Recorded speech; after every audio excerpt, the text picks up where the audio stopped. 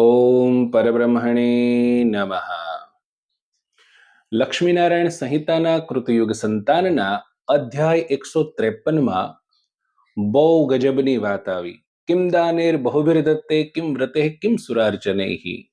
અર્થાત અનેક પ્રકારના દાનો દેવાથી શું લાભ, કિમ વ્રતૈઃ અનેક પ્રકારના વ્રતો કરીને શું લાભ, કિમ સુરાર્ચનૈઃ અનેક પ્રકારના દેવતાઓને વિવિધ સામગ્રીઓથી પૂજીને શું લાભ, કિમ યજ્ઞૈઃ અનેક પ્રકારના મોટા મોટા યજ્ઞ કરો તેનાથી શું લાભ, કિમ તપોભિશ્ચ બ્રહ્મચર્યેણ કિમ તથા ઉગ્ર તપશ્ચર્યાઓ કરો એનાથી શું, સૌથી કઠિન બ્રહ્મચર્ય એને ધારણ કરી લો એનાથી શું. બધી જ વસ્તુઓ પુણ્ય માટે કરવામાં આવે છે. માઘે માસી ચતુર્દશ્યામ યાદ્રશમ જાગરે કૃતે. માઘ માસની અંદર ચતુર્દશી અર્થાત શિવરાત્રિના દિવસે જાગરણ કરવાથી જે પુણ્ય પ્રાપ્ત થાય છે, અક્ષયમ ફલમ આપનોતિ મહેન્દ્ર પ્રાપ્તવાન ફલમ.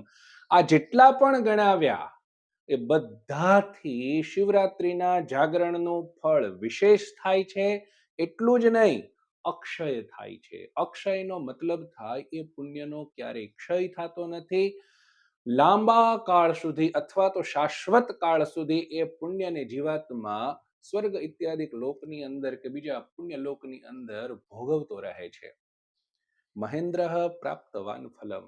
ઇન્દ્રએ શિવરાત્રિનું વ્રત કરી અને બહુ મોટું પુણ્ય પ્રાપ્ત કર્યું હતું. આપણને આવો મોટો લાભ મળવા જઈ રહ્યો છે. આપણે નથી એવા દાન આપતા, નથી વ્રતો કરતા, નથી યજ્ઞો કરતા, નથી દેવતાઓનું પૂજન કરતા, નથી બ્રહ્મચર્યનું પાલન કરતા, તો એક રાત જાગીને જો આપણે આટલું પુણ્ય ભેગું કરી શકતા હોઈએ તો શિવરાત્રિએ અવશ્ય જાગી અને ભગવાન મહાદેવનું પૂજન કરી જીવનને અતિશય પુણ્યવાન અને અતિશય ધન્ય બનાવવું જોઈએ.